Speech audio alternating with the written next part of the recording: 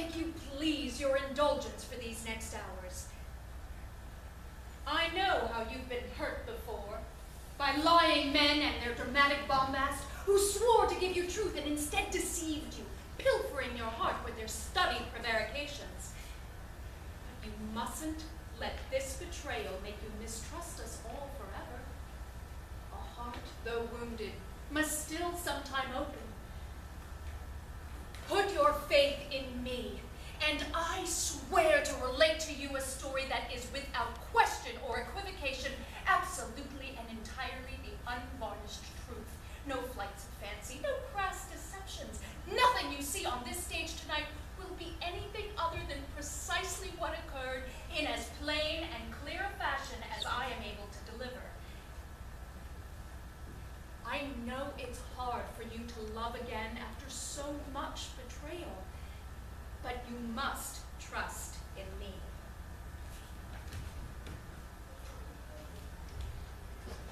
Part 1, Suriname. Wasn't he amazing, Empress? In his uniform and his bright apple-nose tights. Do you suppose all the men here are so handsome? This is not me. I'd like to think that even in my younger days, I was a little more mature than this. I told you not to call me Effrey here. I'm Astra. Oh, Astra, I forgot. You have a secret code name now, Astra. We have to protect your secret identity, Astra. Will you stop, please? And no, I don't think all the men here are handsome. I suspect they're mostly sweaty and homely. I don't think they send the most handsome men to the farthest corners of the earth. Do you think we'll get to see a buffalo? Mr. Scott said there might be a buffalo. And so you see, the natives can hardly be said to be innocent. It's simply that they're ignorant of their fallen nature. Ah, ladies. Yes, good Reverend, thank you. Ladies, I'm so glad to see you here. I was just speaking with good Reverend about arranging a tour of the colony for you. Dr. Avis, why don't you show Mrs. Franny the buffalo I mentioned? Of course, Mrs. Johnson. We'll catch up with you in a minute. Mrs. Johnson surely will require a chaperone. Oh, yes, you must come with us, Mr. Scott. Oh, now, we won't be more than 2 minutes, my dear, I promise. The good Reverend will take excellent care of you, and I'm sure 2 minutes isn't long enough to be caught by a buffalo. Miss Johnson. Just a moment, Reverend. Franny, please.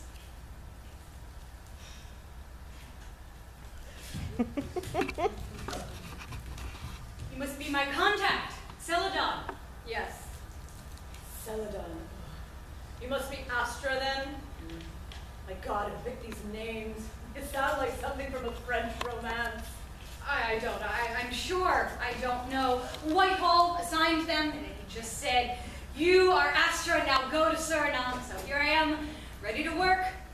I think it had something to do with shepherds and a pastoral paradise. Oh, my goodness. Look at the colors on these beetles. They look like little flowers. Interestingly, there are more than 100 types of beetle identified in Suriname. The names, I mean, not the work I'm here for. I don't know what the work is exactly, because you're supposed to tell me. But the names, anyway. Yes, well, it's better than taking everything from Marlowe. So Kilgore sent you here for me, eh? I suppose you'll do. You're a bit on the lean side. Lord Willoughby likes his women broad. What? It's a euphemism, I'm being kind. His last mistress could barely walk on her own, spent all of her time carted about in a palanquin, hauled by some of the local Indians. Mistress? Yes, well, I can't be sure what they actually did together, mind you, but I imagine there was a little more than a challenge involved in the consummation, if you ask me. Look at that little monkey. He's got hands just like a person. Actually, that is a marmoset, a species which I'm told is largely harmless to humans. Is that why I'm here? Yes. Well, yes, what did you think you were here for? To get close to Lord Willoughby, I had assumed. Yes, by becoming his mistress.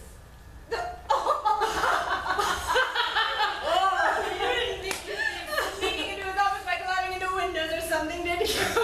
No, obviously not. Naturally, a woman is best suited to use her own native charms in service of her country. Naturally. Yes. Oh, Effrey! Astra. They had a snake. It was twice as long as a man. It was so ferocious, Mr. Scott. I was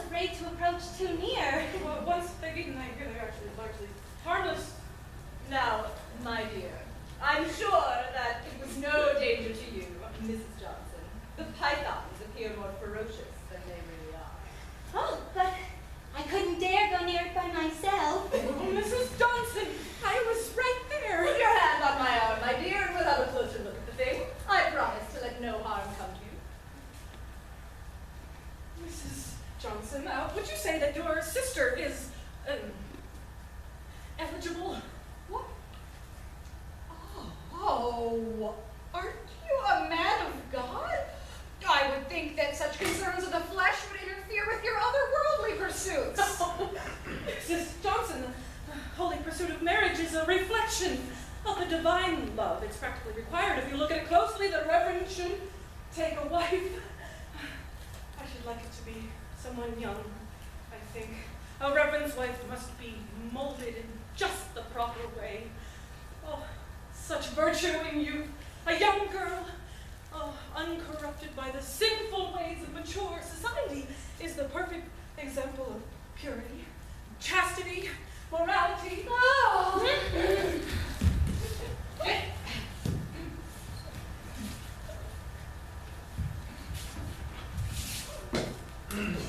And the ship Arrived today, Lord Willoughby. and Mostly Irish. oh, more prostitutes. Oh, the Empire is cleaning her streets by sending us her rubbish. And the men, are they content? Well, the colonists are passively happy. Content now that we've got wives for them. The Negroes, sir. Sir, if I may introduce you to Mrs. Astra Johnson. She's a friend of the family. Her sister and are here to see the colony. Lord Willoughby, a pleasure. It's not as bad as all that, is it, Scott? A lot of the colonies see a bit of trouble before they get up on their... Well, yes, these are trying times. The sugar crop, I've heard, is excellent. The Irish, I think, that are the worst of it. Heaven help me, why did we put them all in one place? One Irishman is bad enough. 3 is asking for a rebellion. Oh, it's driving me mad. The Irish, I've heard. Feeling as though I have to look over my shoulder at every moment. As though I can't be gone for a day without risking a revolt. We've given them land to work. Good honest labor, yes, they're paid, aren't they? Well, sir, not the slaves. I've just had 24 prostitutes shipped here from their filthy homeland so that they can make respectable wives out of them. Now, what do they have to complain about? God help me. I look forward to leaving this sweltering, snake-infested pit. My sister saw a snake. It was long. I shall take my summer in Canary, Mr. Scott. I'll be leaving soon. Oh, but I just got here. Oh, no, this is impossible. Sorry, that's how it has to go. It's a little contrived, don't you think? Am I supposed to fall in love while I'm seducing the governor? When else should it happen? You have to fall in love anyway, otherwise we can't have any tragedy. Want tragedy? Nobody wants tragedy, but you'll need it if you're going to be a writer. I'm not going to be a writer. I'm going to be a spy. Well, You need it anyway. Everyone needs tragedy in their life. That's what makes it life. If you didn't have any tragedy, you'd just be living in a play. Fine. Oh, okay, yes. Oh, excuse me. Mrs. Johnson. Mrs. Johnson. No, I don't believe we've met. I am Lord Willoughby, the governor of Suriname. My lord, it is a pleasure to meet you. I was just how many is what? It's large. I mean, beetles. Oh, Beatles, no. No, we have many Beatles, more than any place I've ever been to. You must show her. I would show you myself. You have a business to attend to, you see. The sugar plantations, they do not run themselves. native village nearby. Oh, extraordinary people. The natives, they go around. No. There's no shame at all. It's as though they were born incapable of understanding civilization. But in this heat, who can blame them? This is the way it happens in memory. Because when you really love someone, you can't remember all the days you never loved him. Just the one when you woke up and realized you did. Memory turns the slow birth of love into a bolt from heaven, an imaginary cataclysm of the soul. The natives, you see, have no understanding of deception because it was only when the Europeans arrived that they were lied to. Before this, never. Yes, that's very fascinating. This land was for many miles untouched before the Europeans came here, like the natives unspoiled. Interesting. Do I bore you, madam? We can return if you like. No, we can't. Why not? A narrative predestination. So please continue with your lecture. Before your people came here, this land was like Eden, an untrammeled Arcadia that knew neither sin nor anguish. Told you about Arcadia. Doesn't surprise you to learn I have read many of your people's books. They are simple things, I think, concerned with petty squabbles and weeping women, but I know them. The Frenchmen in my court would often bring les histoires to show how clever and passionate his people were. Didn't enjoy them? They are whimpering, mewling things, meant to weaken the powers of the heart with a steady river of tears. Europeans know little of true passion. Oh, really? Oh, I do not mean to offend. It's just that the minds of your people are undeveloped. Like children, you concern yourselves with meaningless trivia. You cry over stories of shepherds and princesses that pine for missing husbands, over books, yes, crying away in your chambers, crying away in your parlors, crying away on your ships, obsessed with shadows, while the grown men of other nations shed tears over real things. And yet it is not my people who have been taken slaves. Certainly takes some sort of man to be conquered by children. I was betrayed into slavery by my grandfather. He was a king in my country. It was given to him to choose what women he likes. I was displeased with his choice. Displeased how? It was a terrible story for a lady to hear. I would not offend your virgin ears. Not so virginal. Why don't you try them? When I was young, I fought beside my father's general. We conquered many peoples and sold them to your English slavers. When I had just become a man, our general took an arrow in the eye. I took his place. The next people we made war on, I never won. Beautiful. I would not chamber beauty by describing it. Witty. I would only make myself a fool to speak of it. Charming. The world is barren, dull, and lifeless. Every garden is the dank and rotten hole of a slaver's ship in her absence. And I wed her. While I was at war, not 1 month after, my grandfather, old, impotent, gnarled tree stump of a man, took her for his own. What happened? Do you wonder? I was filled with fury, indignation at my grandfather's crime. She was my wife. I fought against him with his own army.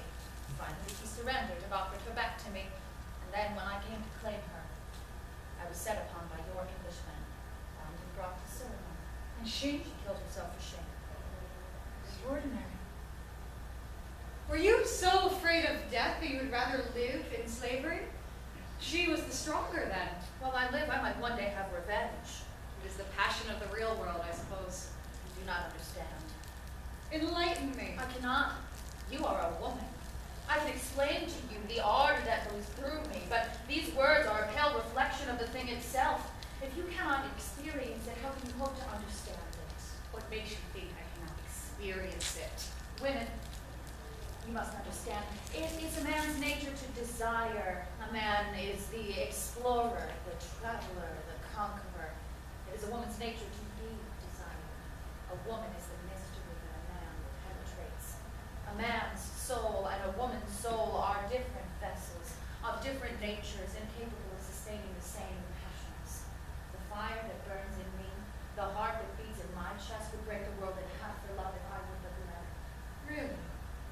There's no distance between memories. They don't progress in an orderly fashion the way any sensible arrangement of recollections ought to. I look back, and there's just one day, One shimmering wave of verdant jungle, one blazing sun above our head, one river like a ribbon of silver. Yes, that's very fascinating. This land was for many miles untouched before the Europeans came here, like the natives unspoiled. Interesting. Do I bore you, madam? We can return if you like. No, we can't. We can return if you like. Astra, we can return if you like. No. Astra, I need you. Where? In the next seat.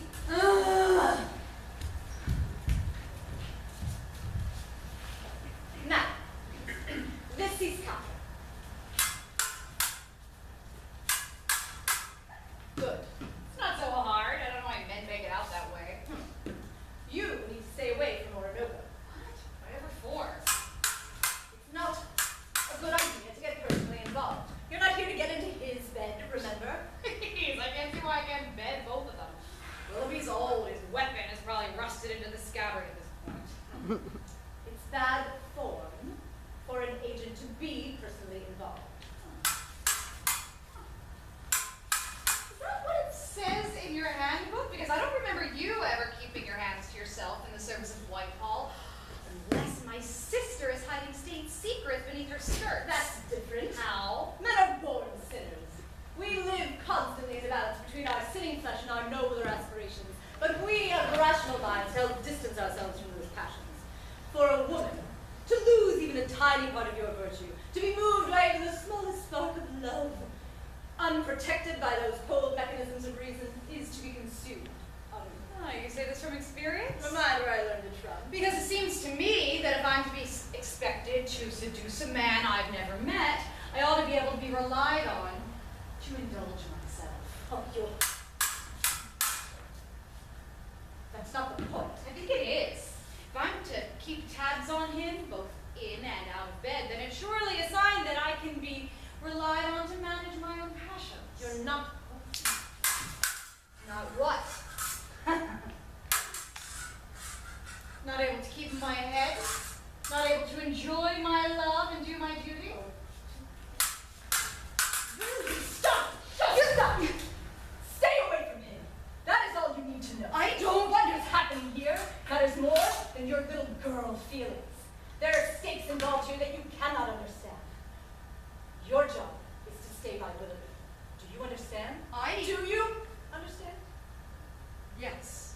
Stay by his side, in his bed, wherever you have to. But your duty is to remain by Willoughby. Can you manage that? Or should I put you on a boat bound back for England? Find Mr. Scott that I am as capable of fulfilling my responsibilities as any of your cool-headed, reasonable men. Good. Now, what you came here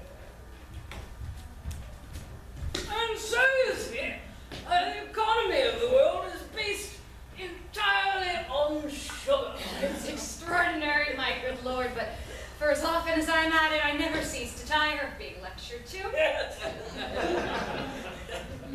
What? Oh, please continue, my good lord. You have my rapt attention. No, my dear, I was just thinking about the house that you and your sister are staying in. Yes? Hardly seems appropriate. Two young ladies, does it?